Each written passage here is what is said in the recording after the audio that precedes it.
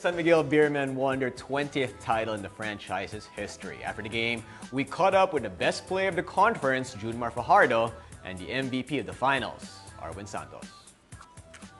All right, Junmar Fajardo, best player of the conference, and now all-Filipino champion. Anong feeling naman ngayon na naka-champion kayo? Sobrang saya lang.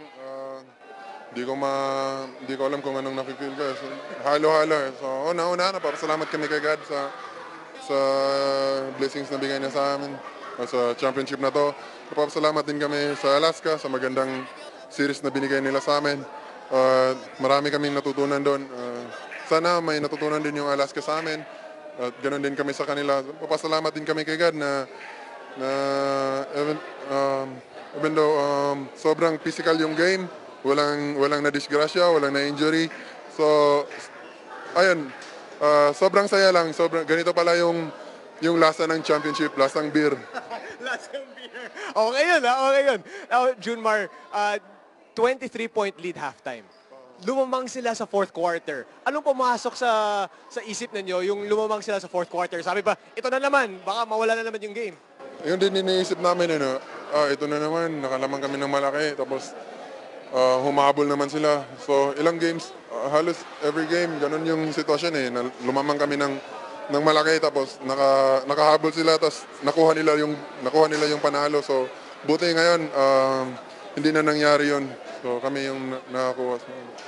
Yung kay Aroy na shot, yung 3-point shot, yun yung turning point. So, ano yung difference today na even though lumamang sila sa fourth quarter, pero kayo pa rin you guys came out on top and won the 20th championship of San Miguel? Hindi kami nag-give up. Alam namin na nagkagulo na. Nagkagulo na rin kami din sa bench. So, ayun. Pero ang composure namin andun pa rin. So, ayun. Di lang kami nag-give up. Tapos, in-execute lang namin yung plays namin. Tsaka, nagdepensa lang kami ng maayos. So, ayun yung nangyari. Maganda yung nangyari. So. Finals MVP, Arwin Santos. Arwin, before the game, sabi mo sa akin, if Alaska makes a run after a big San Miguel lead, ikaw yung captain. It's on you. Kailangan mo mag-step up. Ginawa mo yun tonight. Can you describe yung feeling, especially dun sa fourth quarter? Yung lumamang na yung Alaska, anong pumasok sa isip ninyo? Ako, pumasok sa isip ko, maliban sa pagod na pagod na ako dahil hindi ako nagpalabas ng third and fourth. Yung kasi, ilang araw na kami nagpahinga, wala akong ibang tinatawag, kundi ang Diyos talaga. Kasi yung mga intiwala ko sa teammates ko, nandun na yun. Kaya Junmar, sa lahat ng mga players talaga, sa mga coaches. Kahit yung huli na yun na lumamang sila ng 6 points, isa lang tumakbo sa isip ko kahit pagod na ako. Naniniwala pa rin ako sa iyo, God.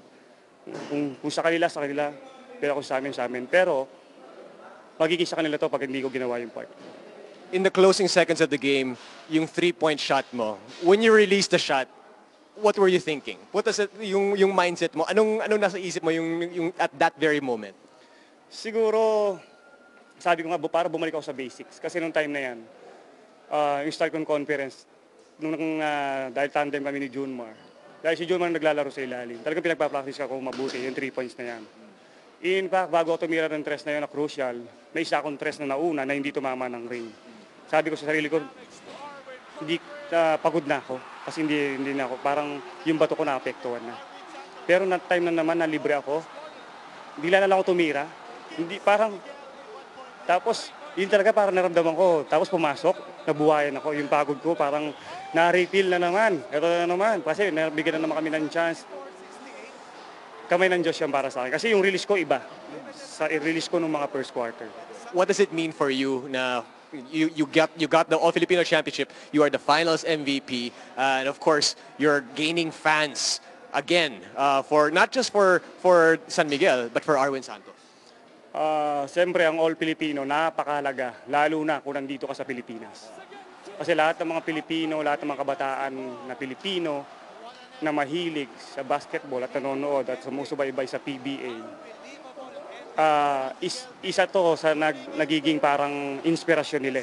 Nagiging kaming magandang halimbawa sa kanila o inspirasyon sa kanila na parang Lalo na hindi imposible makarating o abutin nila yung inaabot namin.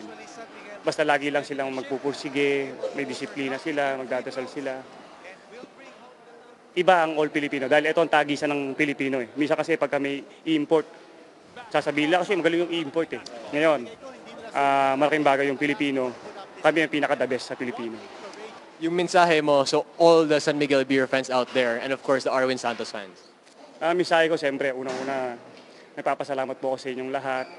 Sa lahat po ng suporta nyo, pagdadasal nyo, sa management po, at saka sa tatatatayan ko kay Vice Gov Dennis Pineda ng Pampanga, Ninang Ching, kay Ninong Dennis, sa mama ko, sa asawa ko, kay Smoothie, sa mga anak ko. Sa lahat po ng mga pumupunta, nag-e-effort po rito sa malalayong lugar. Alam ko po yun. In fact, gumastos po ako ng kahit magkano ticket para lang mapanood sila. Dahil alam ko, gustong-gusto nila eh. Gusto kong maibigay sa kanila kahit paano, kahit anong mangyari. Kasi na-appreciate ko kung anong effort na binibigay nila. Kaya binabalik ko lang sa kanila. Maraming salamat po talaga. Sana wag sila magsasawa. Kahit anong pangit man ang mangyari sa San Miguel or successful, sana nandiyan pa rin kayo.